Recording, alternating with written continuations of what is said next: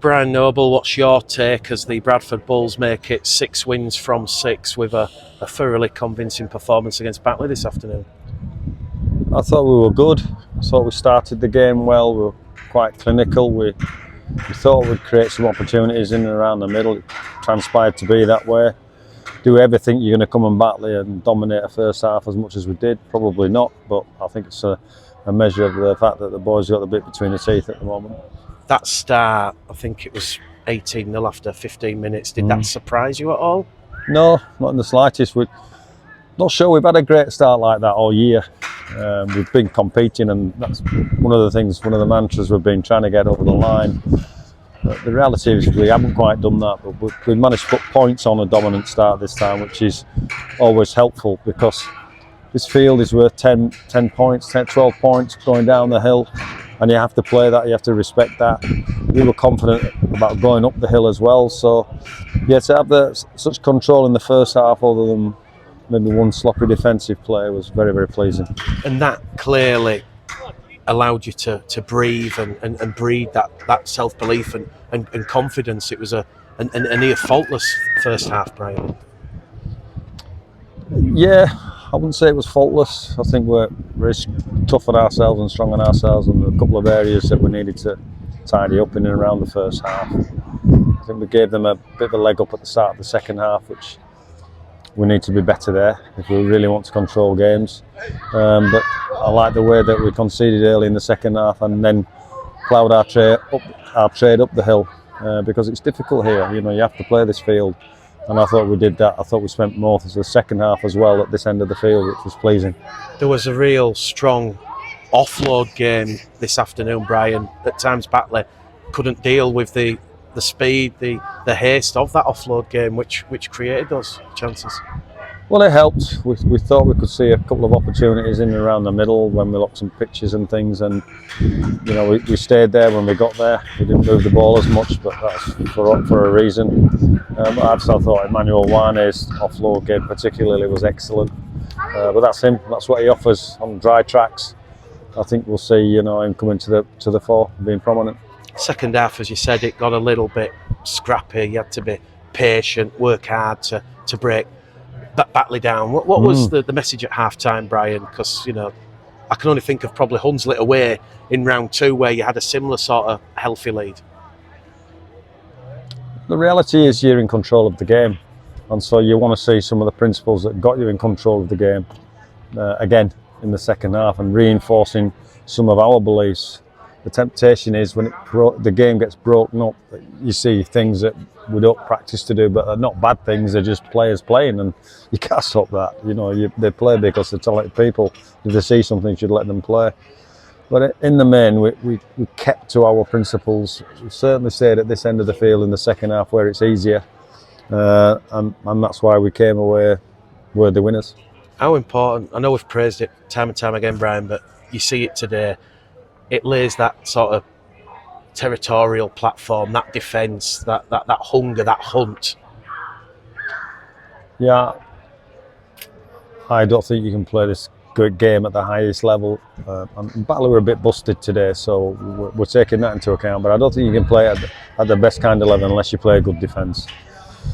And that's been our mantra. It was 12 points we conceded today. And when we look at those 12 points, we might be disappointed with them as well. And that's the kind of pressure we have to put on ourselves. If we want to be successful, we've got to try and value those things. And that's why seeing the little bits of extra effort in D and the little bits of extra line speed and going hard sometimes, you really do have to go after the opposition, irrespective of the scoreline or irrespective of the state of the game. And you see it in that second half where Batley have the ball 10 metres out from their own line and Bradford just absolutely swarm and Batley are then forced dead in goal and Bradford, no real right to do that, but they've earned the right, Brian. That must really please you. It's enjoyable to watch as well, but it means they're paying attention. There's a lot of things that we work on you don't see and it doesn't come to the fore, but there are a couple of things today that really, really helped us, and I was pleased for that. 8 tries, 8 different try scorers. That kind of embodies a full-on team performance where everyone's played the part. I think that's been a reflection all year. I don't think we've got any dominant player or dominant person. We've got some dominant players that want to play well and be on top of their game and understand the opportunity might not be where they're at. So that's the good thing, that's the pleasing thing. I thought we made some good decisions as well today with a view to what was happening against us. Guy Armitage took a bit of a nasty one late on in the game. So them's the new rules. If you bounce the ball and get smashed in the air, it's okay. So he's all right. Are you happy with that interpretation, Brian? Well, that is the interpretation. If the ball bounces, it's apparently fair game. I'm confident I saw something about the Millennium Stadium 2 weeks ago that was a different outcome in relation to that. So I'm not complaining about that. I'm not complaining about the officials. They have a tough job to do. So, you know, and I think he refereed well today. You made one change, Elliot Paposhi for Emmanuel Wayne. How unlucky was Elliot not to feature? Well, he was slightly busted as well. You know, he copped to an injury with the Massimo head clash, and his shoulder's not been right. And in essence, he's been given a 2-game ban by the judiciary. So, with a view to looking after next week, probably why Emmanuel got the shout. We needed to see what he could do and what he could offer. You've already praised Emmanuel Wayne, his offload game. Very, very similar to Bailey Lou-Tyra, not in recent weeks. He's really stepped up and given you headaches potentially. Yeah, they're nice headaches to have there, because we've been busted as well. You know, we've had 7 and 8 players out. But we've got on with what we've got to do. You know, the board have kindly put together probably a bit deeper squad than we had last year. So we haven't gone into the loan market as such, other than the Doro example. So we've kept it in-house, and we're seeing the benefits of doing that. Big Joe here, Brian. Yeah, he is, yeah. Hard to miss. He's hard to miss, isn't he? Just a little bit on him. You didn't know he was coming over. How much of a surprise, and, you know, your thoughts and emotions on seeing a player who gave so much to this club under you? I was absolutely delighted and thrilled. I didn't know how you keep somebody like that. You'd have to come over on Hercules plane with Joe. I know you keep that a secret. Was brilliant. He's over to clearly see as I had his son. He's playing for Wakefield, but he spent a lot of time with us on it. He spoke well to the players as well on Wednesday, on a reflection of how good the club's been and how good it can be again. So yeah, any day of the week you got Joe next to you, you're smiling. Franklin Pelly has left the club, Brian. Has left the club. He has. Yeah, he has left the club. What's your take on that, Brian? Well, it's gone. We can't open up a new kind of Franklin Pelly's, but you've seen today that we've still got a lot of competition in the team for places, and so we'll get by. When you look at that competition, we mentioned Emmanuel Wayne. Logan Bayliss, a real strong statement performance as well by him. Yeah, a super try, wasn't it? Nice show and go, and then took off. And that shows what kind of athlete he is. The hill might have helped him, is what I'll say to him tomorrow night. But yeah, I was thrilled for him, thrilled for Manny, because they haven't been featuring.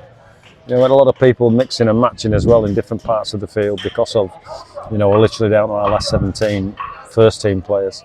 And that's refreshing to see that.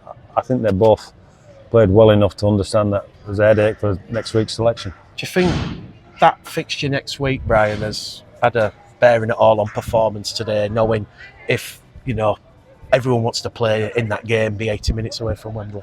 No, I think it's the desire within the group to improve both individually and collectively, and that still continues. I didn't think there were certain parts that we still need to work on.